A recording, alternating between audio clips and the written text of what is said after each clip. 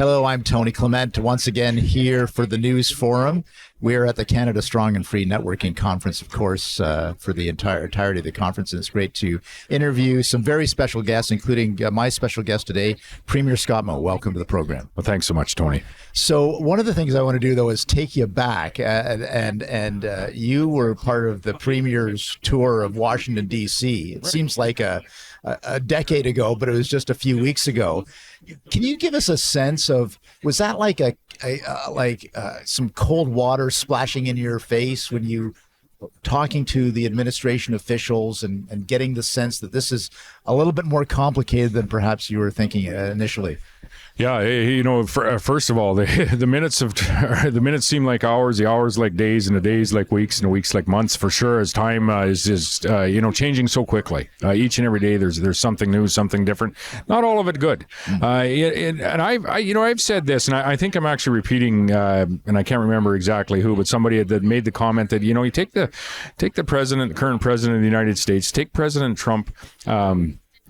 Take him seriously, but don't take him literally. Right. And I've really kept that in the back of my mind as we find our way through, what has really been a time of chaotic decisions.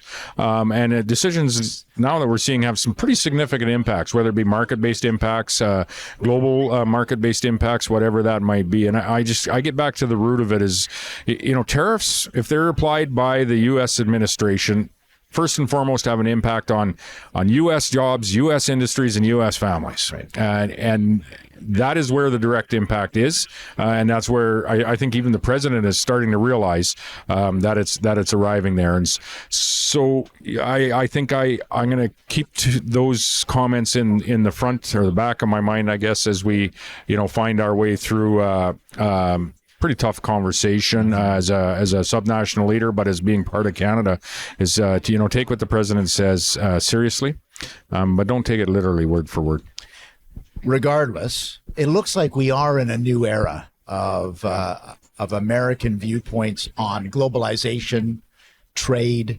Even if this tariff or that tariff is clawed back for 90 days or 6 months or 2 years or whatever, there's still a different attitude towards trading partners than there was before.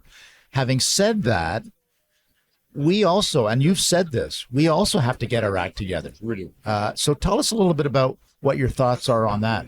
As tough as the current discussion is, there's some opportunities in here for us as Canadians. One is to, further focus on diversifying trade. You aren't going to replace our trade with the U.S., but you can further diversify it. I would say that's one of the opportunities that we have as Canadians, and we may have just taken the easy route at times, and it's time for us to relook at that. Second, I would say we have a real opportunity to look at, what is Canada in the way of contributing to our security, and so. General security is your military investment and, those sorts of things, our Arctic security. And you're starting to see that be a topic of discussion, investment in that space. And I think that's a real opportunity for us to have a look in the mirror. But third, before you can even talk about your general security, your investment in the military as such, of which we have commitments around, of which I would suggest we should start to really take seriously living up to, and this is your world of a past career.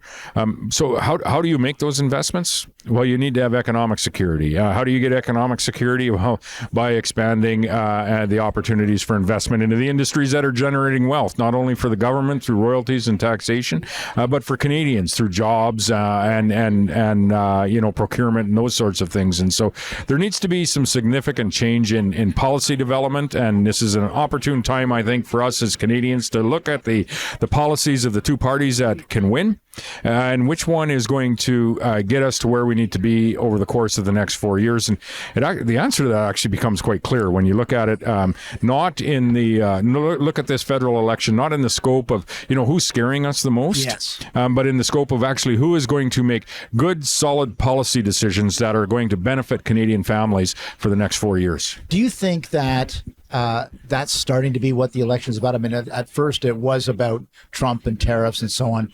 Do you see a little bit of a turning of the the internal dialogue that Canadians are having about what we've got to do in the future, because the status quo is not going to be working for us? Yes, I do. I'm starting to see that turn now in Saskatchewan, and in my own biased mind, I think Saskatchewan leads the nation. It may not always be true, but we think it is from there. For sure, the Saskatchewan Roughriders lead the We always got to mention the Roughriders, absolutely. But I do start to see, that leaking back into the conversations in communities across Saskatchewan, and certainly around this particular convention that we're at as well. And I would hope that it's in that that question about who's actually going to make the best policy decisions that are going to benefit my family, my industry, my community, my province, and my nation over the next 4 years, as opposed to I'm scared and I need to react. Premier Moe, it's been great having you here. Thank you. Thank you so much. Thank you.